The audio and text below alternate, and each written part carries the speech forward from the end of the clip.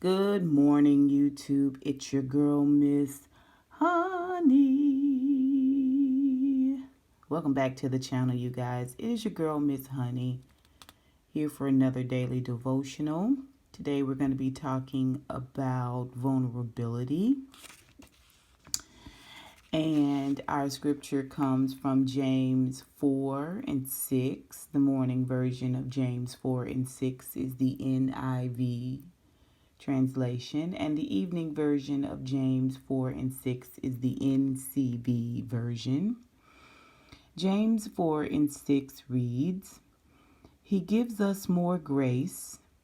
That is why Scripture says God opposes the proud but shows favor to the humble."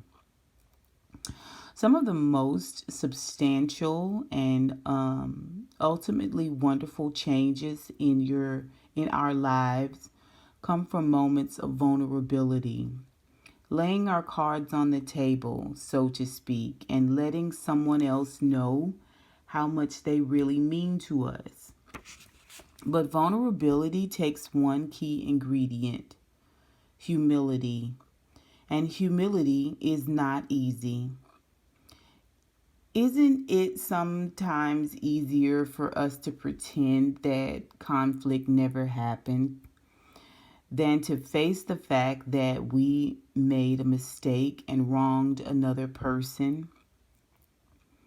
It's not always easy to humble ourselves and fight for the resolution of an argument, especially when it means admitting our failures. Our prayer for today, for this morning, is, Jesus, show me grace for people in my life who have wronged me. In the same way, help me to be humble when I have wronged others, and prompt me to be quick to apologize when I am wrong. The evening version of James 4 and 6 reads, God gives us even more grace, as the scripture says. God is against the proud, but he gives grace to the humble. The wrong kind of pride is not pretty. We are more likely to listen to those who are honest about their situation than those who are trying to make excuses for it. Do you know people who are too proud to admit their mistakes and who blame their failures on others? Who are you in the face of conflict? Do you avoid apologizing in the attempt to save face? Does your pride get in the way of vulnerability, or are you willing and ready to humble yourself for restoration in your relationship? God says that he will give favor and wisdom to the humble. And our prayer for the evening says, Lord, I know that I often let pride win in my life. I don't like to be vulnerable and show my weakness.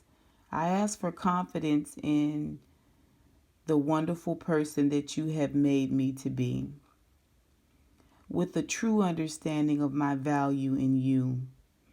I pray that you would help me to be honest and vulnerable in front of others. And then our question for ourselves today is, what can you do this week to humble yourself for the sake of a restored relationship? For me personally, you guys, I had to learn to apologize. I was always forced, as a kid, to apologize. Go say you sorry. Go say you sorry. And I think it made me hate sorry, and then as I got older, I dated a guy one time that didn't have a problem with saying sorry, but it didn't mean anything because he kept, doing the things he was supposed to be sorry for. Sorry was no big deal. It was just something to shut you up. So I had an unhealthy relationship with apologizing. And it wasn't until I got a little bit older I came to grips with just how powerful it is to humble yourself and apologize. And I mean, powerful in terms of it disarms people who are, um, you know, hot as fish grease. It disarms people who have this predisposed um, or presupposition about who you are and your culture, um, who you are as a woman, as a black woman, and it definitely disarms people who have this idea that um, you think you're so much, you think you're better than, right? It just disarms all of that to apologize and to really mean it. I think that's what's important about apologizing and humbling yourself, is that it takes a measure of authenticity for a lot of people. Some people can take that sorry and just move on. Like they don't care about it one way or another, right? But when a person is truly hurt or truly taken aback, um, a good earnest apology is is is worth everything, right? And I also saw changes in myself when I began to authentically apologize, authentically go head in hand and say, "Hey, I apologize. I'm sorry that it went down like that. That's not what I wanted. Yada yada yada." Um, I realized that my humility expanded. Once you realize you're not gonna die, you're not gonna, turn into a puddle of, you know, you're not gonna spaz out. People aren't gonna now take you for weak. You know what I mean? Like that's not the normal response, reaction, or outcome. You feel good about yourself when you've made things right with people. You know what I mean? When you're able to when you authentically humble yourselves, then you're able to authentically move forward. And some people say, "Oh, it'll never go back to the way that it was." Depending on the situation, depending on how quickly we go ahead and humble ourselves and say, "Hey, I didn't even want it to turn out that way. Like that wasn't my goal. I'm sorry, or I apologize." Um, the easier it is to go back to things being cool, right?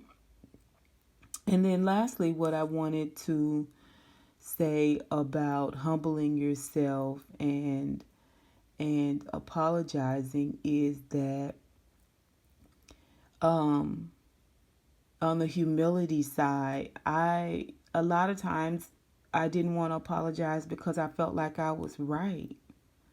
I'm right and you're wrong, and that's that. And that is why I shouldn't have to apologize.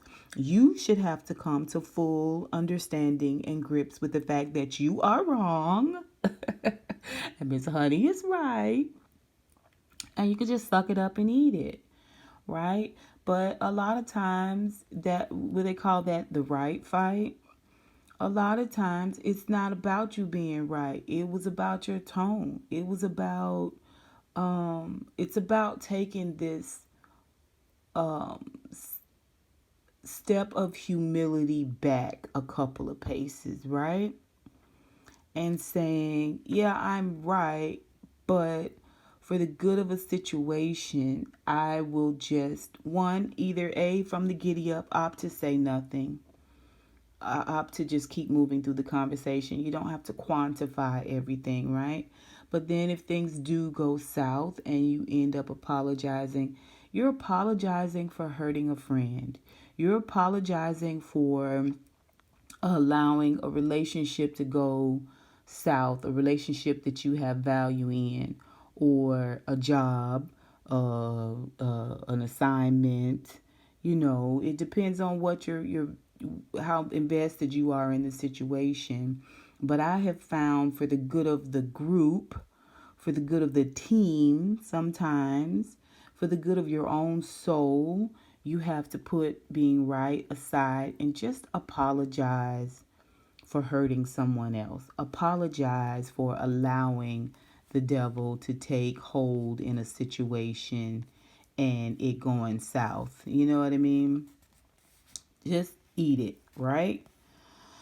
That's all I have for you guys today. I hope you enjoyed this devotional for today. We were very specific about, this moment of pride. Obviously, vulnerability. We can really, really build that thing out if we wanted to, in terms of letting our guards down and, just being a little bit more vulnerable and transparent in relationships and friendships, in taking our capes off, right? Taking our capes off and our superhero bracelets, and just walking amongst the regular mortals, right? We could build it out, but more specifically, I want us to really think about today what this devotion honed in on, and that is having the wrong kind of pride, and not being willing to mend those fences, mend those relationships, save our jobs, our careers. You know what I mean? That type of thing. So you guys tell me what you think. Put it down below. And until next time, honeybees, I'll holla.